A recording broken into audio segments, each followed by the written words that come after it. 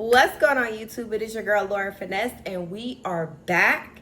If this is your first time here, please go ahead and hit that subscribe button. I promise you I'm gonna make it worth your while. Just hit the button and I'm gonna make it up to you. If this is your 5th, 6th, 7th, 10th time here, I welcome you back with open arms. Okay, let's get into it. I'm in a good mood. I just finished a yap session, so if you have some time, go and check that video. That's why I'm wearing the same thing, because I really just got up to make me a little coffee. And yes, I am drinking a coffee out of a plastic cup because it don't even matter. If you don't know, one of my favorite things to do is to watch a documentary. Okay, that I love a good documentary. I love a true crime series. Like, I'm into that. I'm a Halloween baby. I'm into all of the goops, the gore, the scare, the blood. I'm into all of it. Okay, so one of my favorite things is definitely a Netflix documentary, because we always can get on here and really talk about it. I did one for the Jeffrey Dahmer, for the OJ, for the Titan submersible. I have several on my channel. So when you're done looking at this one, if you have some time and you like documentaries, go and watch those videos. Give them a thumbs up. Leave me a comment. Let me know that you watched. Okay. Now let's talk about our boy, Jussie Smollett, the French actor. Shout out to Dave Chappelle. But no. So Jussie Smollett, if you guys do not remember this case, this happened back in 2019 during the polar vortex. Y'all, I'm from Chicago. I was in Chicago when this happened. It was cold as fuck, trust me. Like, we were doing the experiment where we were taking the cold water and throwing it up in the air to see it evaporate. It was that cold. It was the polar vortex, the Arctic blast. We were getting that Canadian air, the wind chill off of Lake Michigan. I mean, just cold, the real cold. Okay, what Cat Williams say, when you get to Chicago, you got to buy your coat in Chicago. It was that cold. So I remember when I first heard about this, I was like, why was he outside in the polar vortex, baby? Because it was way too cold to even be outside, and especially walking outside. It's one thing to be outside when it's cold and you go from like your car to where you're going, but outside walking anywhere in that cold, no. So I remember thinking, why was he outside in that cold? But anyway, this happened back in January 2019, and the story goes, Jussie had just came back off of a flight. It was late. He didn't have food, so he went to go to Walgreens. The Walgreens was closed, but the Subway across the street was open. And if you've seen the documentary, they have the footage from him inside the store. It was actually other people in the Subway. So I think he says in the documentary at one point, he's like, everybody was asking me, what was I doing out this late? But like, there were other people in the Subway, and there were outside of the workers. There were people that were ordering Subway sandwiches at 3 o'clock in the morning. Child. Why are y'all eating Subway sandwiches at 2 and 3 in the morning? I mean, whatever the reason was. One of the men in the video was kind of chubby, so he was like, I'm gonna get my sandwich no matter what. But anyway, so the story starts, and you know, he's telling his story about how he went to go get the sandwich, and after he got his food, he was approached by 2 white men who were masked, and they said, hey, faggot. Hey, aren't you the faggot from Empire? Aren't you the nigger from Empire? Listen, warning on the language, but I'm just going to say it because we do it, okay? We're just saying it. I'm not meaning to offend anyone. I'm just saying what happened on the thing. People are so sensitive nowadays, but I'm just saying what they said, allegedly. I think, allegedly. I don't know if it happened or not, whatever. So they say this to him. They're yelling out these derogatory terms. And then he says, he turns around and he says something to them like, what did you say, or what, or who you talking to? And they proceed to beat him up. Now, let me say this, and this is one thing that I love that Netflix does. I do like their dramatizations and the reenactments, but the reenactments for this one, y'all, I don't even think they were taking Jussie serious. It was like, when you hear the story, you almost want to laugh because it sounds so salacious. It sounds made up. And then he doesn't make it any better with the comments that he makes, right? He doesn't make it any better, like calling himself the gay Tupac. I will never forget what he called himself, the gay Tupac. So, but the way it's shot, they're doing dramatizations, and Netflix always does a good job of that. But like for whatever reason, this one just seemed comedic to me. It did. So anyway, so he has his sandwich. He gets beat up by the guys. They put a noose around his neck, and then he goes home. They have the footages of him walking back to his condo, and you know he has his food in his hand and he has the noose around his neck. And his creative director or showrunner, some guy, he's the one who called the police. And when the police came in, it's recorded. He still has the noose around his neck. So he tells them the story, but he asked them to turn the camera off, right? Because he said he felt embarrassed. Let me stop right there. The biggest thing out of this whole story, oh, I forgot. Remember, he said they had on MAGA hats and all of that. The biggest thing that I recall, one, is him having the noose around his neck. It's not funny. But when you see it, and he has this noose around his neck, his eye is red. He's clearly been like in a kerfuffle, right? He's been in some type of fight. To still have the noose around his neck was insane. He does explain in the documentary that he did not keep the noose on his neck, that he put it back on his neck in like a dramatization, right, of his own, of what had actually happened. He said he wanted them to see and feel the gravity of what had just happened to him. So he did take the noose off, but he said he had put the noose back on when the police got there. Which, it's like I get it, but also, no. I'm not putting the noose back on my neck. I'm not going to keep a noose on my neck. Just like as a black person, there's a immediate aversion to a rope being around our neck in a noose structured fashion. Like, no. Like, does that make sense? Like, so I think a lot of people, we immediately checked out the story right there. Like, it already sounded salacious. Two white men in the middle of the night, and they were yelling slurs at him, and they had on MAGA hats, and then they put a noose around his neck. Something else that people kind of talked about was that he grabbed his food, and by his own omission, he got beat up, and then when they ran off, he grabbed his food and he left. My mom, I watched it with my mom, and she was like, I don't understand why he grabbed his food. For me, that made sense. Baby, I'm still hungry. I'm beat up. I'm tired. I don't know what's going on. Yeah, I'm going to take my food with me because you know what I went through to get this sandwich? Do you know what I went through to get this Southwest steak sandwich with the chipotle sauce with the jardinera peppers on it? I went through a lot. Salt and pepper, oregano, olive oil, red onions, olives, if that's what you went to. Do you know what I went to? The sugar cookie, the chocolate chip cookies. You know what I went through to get this sandwich? Yeah, I'm going to take it with me. Beat up and all. I got a black eye and I'm going to sit there and eat my sandwich. So anyway, and it's not funny, but it seems comedic, but we'll get there. So the police come, they take they take down his, the report, and now they're out looking for two white men in the neighborhood. Now there are surveillance footages of two men walking down the street, two men getting in an Uber, two men getting in a taxi, two men walking past the hotel. This is on camera. So this happened. There were two men out there. So they're looking for these two white men. But when the police do their investigation and they track who got in the Uber and they backtrack the Uber and the taxis, it comes back to these two Nigerian brothers. I think Bolu and Olu. I do know an Olu, and he ain't shit.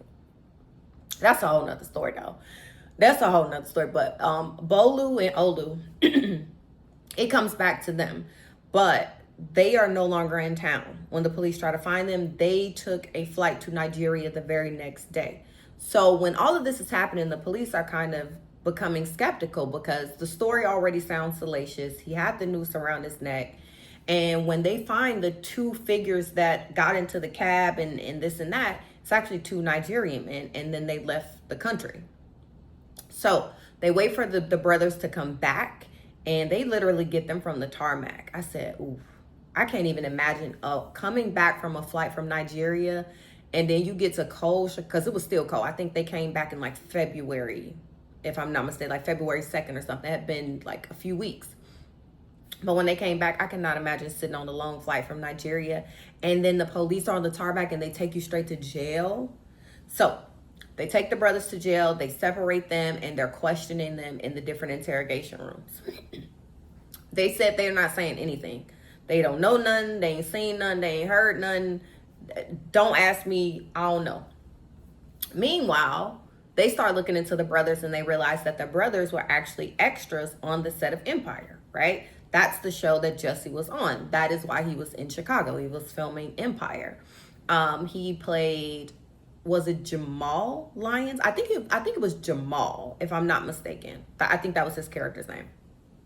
Anyway, so they're like, okay, this is starting to look fishy, because wait, these two men that you know, that you have pictures with, that you have contact with, they are the two that were in that cab, right? Now, Jussie does say when the police were at his house, they did ask to see his phone, and he declined. And he said he declined because he had a drug problem. He said he was buying weed and pills from people. And so he didn't feel comfortable turning over his phone because he had, he had stuff in his phone, and he's famous. And no, I don't want y'all in my business, right? So that's why he said he didn't share his phone at the scene, because they brought that up. They were like, we asked to see his phone, he declined. So anyway, the brother's mom ends up calling this goofy ass lawyer. I don't even remember her name, but the little Latina chick with the braces, she was so fucking goofy. She was like a groupie. I'm like, why is she was giggling and sniggling through the entire documentary. I don't know if anybody else was pissed off or annoyed by this, but she annoyed me. Because I'm like, why are you laughing and sniggling and giggling? And you're the lawyer. Where is your professionalism? Because I wasn't seeing it. I was annoyed by it. And this is the brothers. This was their lawyer. But anyway, their mom calls them a lawyer. And then the police, who lie, especially CPD, if you don't know, they lied. And I guess okay, let me take a step back. The police definitely coerced them, right? That came out later in the footages. But their lawyer, something she said really stuck out to me. And I said, yeah, it is seeming kind of like a setup, because the brothers weren't saying anything. They were like, no, we don't know nothing. We ain't heard nothing. We ain't seen nothing. We ain't talking. When their lawyer got there, the goofball, she said that the night that they picked them up was also the night that Jussie's interview with Robin Roberts aired on television. Because remember, he did an interview with Robin Roberts, and he talked about what happened to him, and he was receiving a lot of support from a lot of celebrities and everything. But the lawyer said that she showed the brothers, or she told them, I don't know if she showed them or told them, I don't know if she showed them, but she said she told them about his interview with Robin Roberts that had came out that night.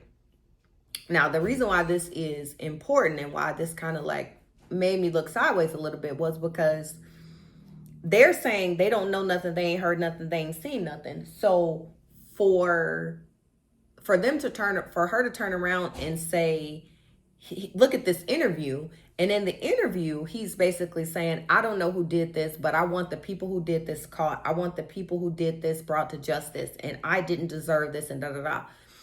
I don't know if she showed or told them the whole thing, because on Jussie's side, when the police told him that the brothers were the suspects, he said, no, it couldn't have been them. They wouldn't have.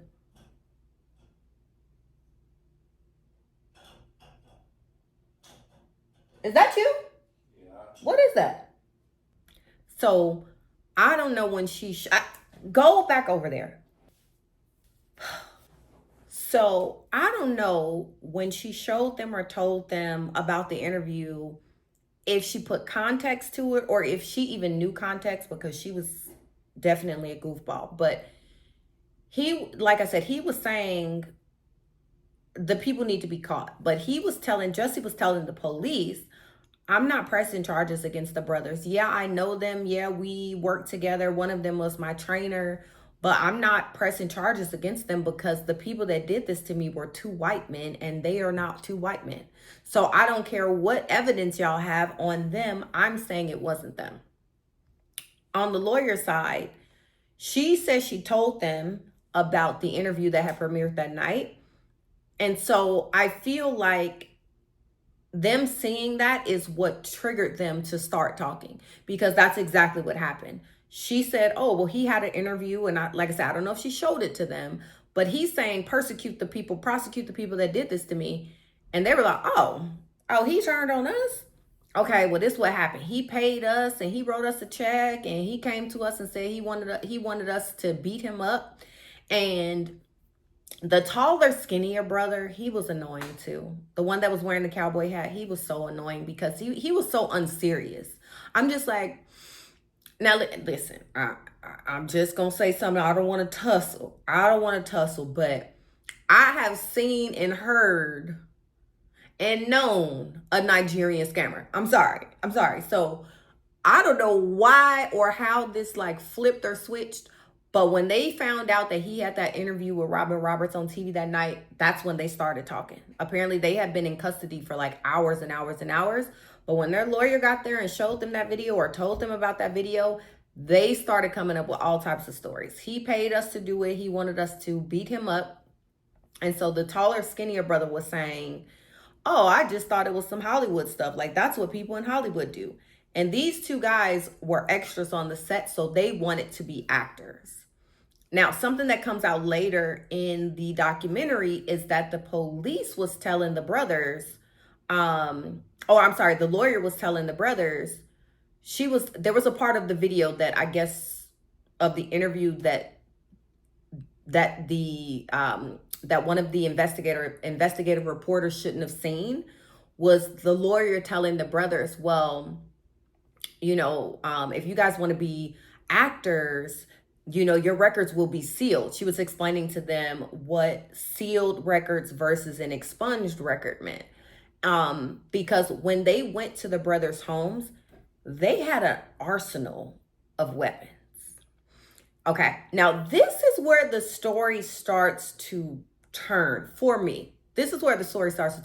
Because I always just assumed that Jussie made this up and, for whatever reason. Okay, I don't know the reasons, but for whatever reason, it just sounded too salacious and it sounded fake. So I was definitely somebody that was like, oh yeah, he made it up. But after watching this documentary, I don't know. And I don't know if anybody else, did this change your opinion? Did this documentary change your opinion? Because for me, it definitely, I'm on Jussie's side. I'm like, oh yeah. First of all, I know how CPD do. I know how CPD rolls. I know how CPD acts. Okay, they are a gang. They a gang too. Okay, and they are not right. And they are assholes. They plant evidence. They beat people up. They kill people. Chicago has always had a problem with crooked police. Always. Okay, like that's a Chicago thing. Just like gangs are synonymous with Chicago, so are dirty cops. Just like LAPD, just like NYPD. Okay, CPD, LAPD, NYPD, like those three police departments, you can guarantee is some stuff going on behind the scenes. Like that's their record, that's their reputation. Facts are facts. Argue with your mama. So anyway, the brothers start to create this story because the police kicked in their door and these brothers had all types of weaponry. They had M16, M6s, M4s, grenade launchers. And I don't know if they had a grenade launcher, but they had a lot of weapons and a lot of bullets, a huge arsenal in their house. That alone should have sent them to jail for years and years and years. But what the documentary is showing is that it was convenient that the brothers were never charged for any of the arsenal that was found in their homes. I guess in exchange for coming up with a story that they're the ones that did that to Jussie. Now, I couldn't tell you why they were in that neighborhood, if they were in that neighborhood, but the Uber record shows that they were in an Uber in that neighborhood. Now, that's the part that I cannot explain away. Now, they said that the brother's DNA was not on Jussie. It was not on the rope. They were cleared of that. So it's kind of like, well, how was their DNA not on the scene? There was no physical evidence that the brothers did this to Jussie. None. But why were they in the area? Like, that's the part that I cannot explain, is why were they in an Uber in his neighborhood? Just so happened 2 guys. Also, if you guys recall, the brothers were on camera like days earlier at like a Ace Hardware or whatever they were at. They were at some type of hardware store buying rope. They were on camera buying rope. They didn't talk about that in this documentary. Now, do y'all remember that? I know I didn't make it up. I remember, and maybe this was on the local news in Chicago, but they were on camera buying rope, buying the masks. I don't know if, were they buying the hats online? I don't know if they were buying the hats, but they were on camera buying the rope and buying the masks days before the attack. Again, these are things that I cannot explain away, even though this documentary made me kind of believe Jussie, and I'm going to tell you why. So now the brothers are saying he paid us $3,500 to attack him and to fight him. That we thought he just wanted to do this because this is what actors do. This is how Hollywood is. Hollywood is weird. And we just thought he was being a weirdo. So we were like, okay, we'll fight you. We'll beat you up. Jussie claims to this day that that's not true. So when this happens, they go to Jussie and they say, okay, we are going to let you off the hook. You just need to make like a public apology or something for wasting CPD's time. And Jussie is like, absolutely not. Now, in the midst of all of this happening, Jussie gets written out of the final episodes of Empire. He loses his job. He loses his credibility. He becomes synonymous with a joke online.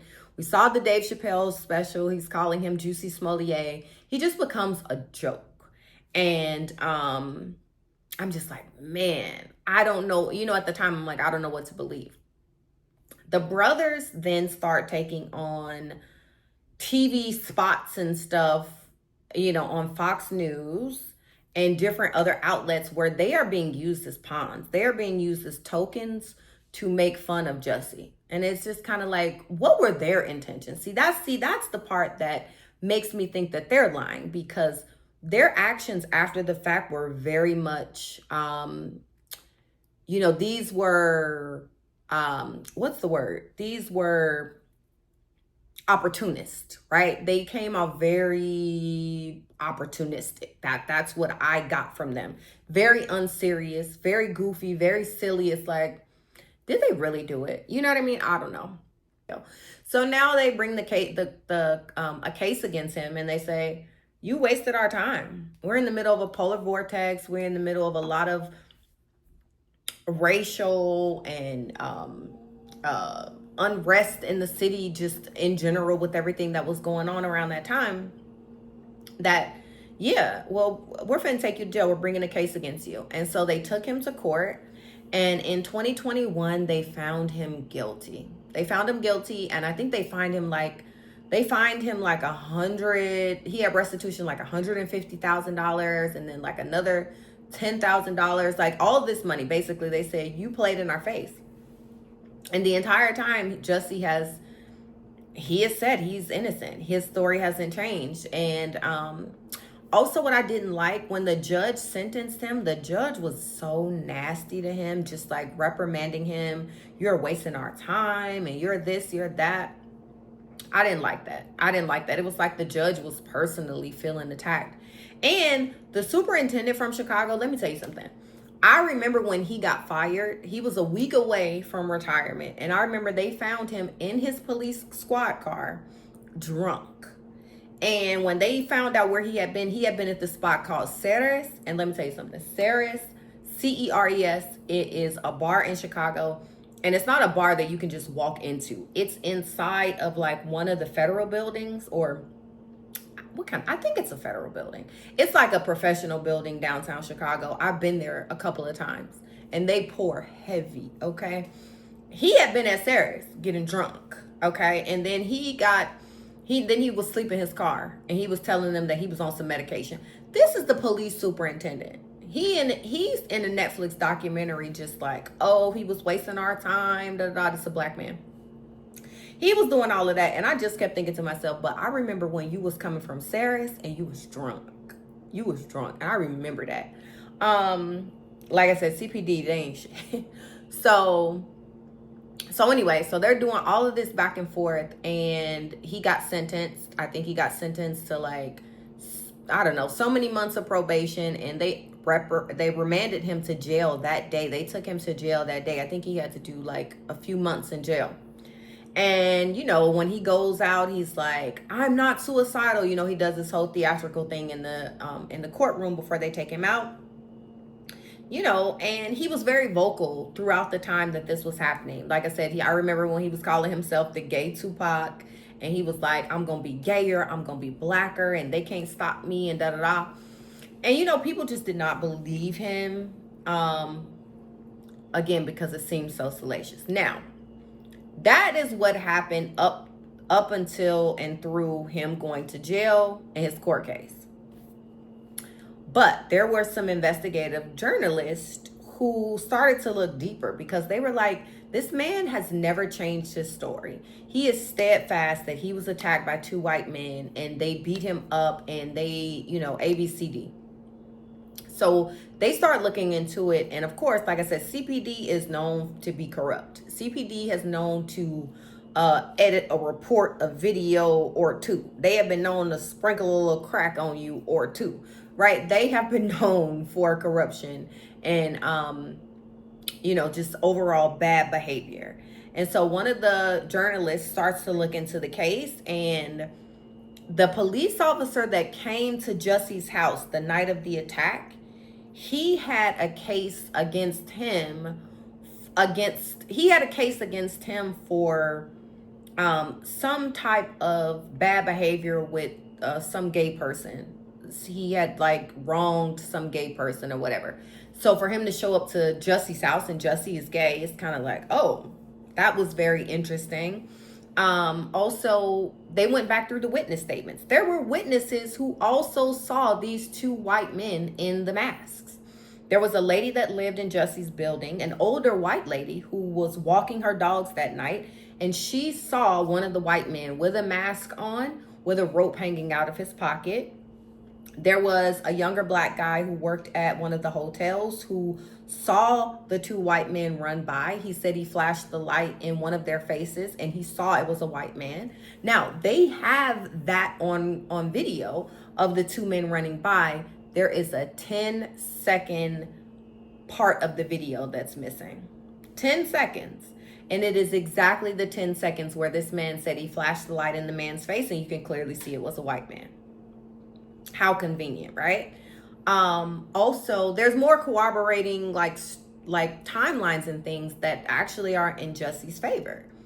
So you have 2 witnesses that saw the white men in the masks. There's also a video that's in color of a cab, and there are 2 men that walk by. Now, it's grainy. It's a video that's in color, but it's hard to see. It's hard to tell. But there is a guy who walks by, no mask or anything on. You have one of the witnesses or somebody that was like, oh yeah, that's a white man. Because they basically showed everybody this video at the end of the documentary. Some people said it was a white man. Some people said it was a black man. The 2 brothers were like, oh, that's me and my brother. Well, I don't believe nothing they say. And it's just kind of like, wow, okay. So there's some evidence that actually backs up what Jussie is saying. There's no DNA evidence on the scene or on the rope or on Jussie that puts them at the scene. And again, there's that part of the video that is missing. Why is there 10 seconds missing from this video? And so they bring up the Laquan McDonald case, if you guys don't recall. This was the young man that was killed by CPD. He was having a psychotic episode, and within seconds of getting out of the car, the police officer guns him down. This boy was shot like 16 times. There was video of this happening from like a Wendy's or something across the street. CPD went in there and deleted the video footage. And they are on camera in the restaurant deleting the footage. There's a camera watching them delete camera footage, okay? So again, CPD is known for corruption. And years later, right? Years later, 6 years later, it's kind of like, oh, there were a lot of facts about this case that were not made public to the public. I had no clue about the DNA evidence not being a thing. I had no clue about the part where the brothers were asking about an expunged record versus versus a sealed record, because basically their lawyer was explaining to them the differences, because they found that arsenal in their house and they were never charged for any of those guns and weaponry. And the story goes, or the story that, is that Jussie is basically trying to say is that, and his lawyer team, is that the police absolutely coerced those men to say that they did it, and that they would basically throw out their weapons charges. They never were charged with those weapons charges. So they just had all them weapons in the house and nothing. Like I said, there were witnesses that saw two white men. So I don't know. It's definitely a whodunit. Okay, it's definitely a Scooby-Doo mystery, because unless the two white men come out and say, hey, I did it and I'm sorry, I don't know that we'll ever know the truth, or unless there's like additional video somewhere, or if the two brothers come out and say, you know what, we lied. I mean, there's really no way. But one thing that is consistent is that Jussie said he was attacked by two white men. That's it. That's all. And he's standing by his story, child. That's his story, and he's sticking to it. So that was the documentary. It was really good. It's a quick documentary. It's like an hour and a half. They didn't put it in like multiple episodes. So if you have some time this evening or sometime this week, go ahead and watch it, because it is really good, and it does give perspective. It does give perspective. I went in thinking he's a liar, and I left like, I kind of believe Jussie. He's saying somebody attacked him, and there's evidence that contradicts what the police said. And you can't trust CPD. Not all of them, not all the time. So yeah, let me know what you guys think. If you saw the documentary, what do you guys think? Is Jussie guilty or no? Did the brothers do it or no? Is it too salacious to believe that two white men attacked him or no? I don't know, but you guys let me know what you think. I told you what I think, and I will see you guys in the next one. All right, y'all. Bye-bye.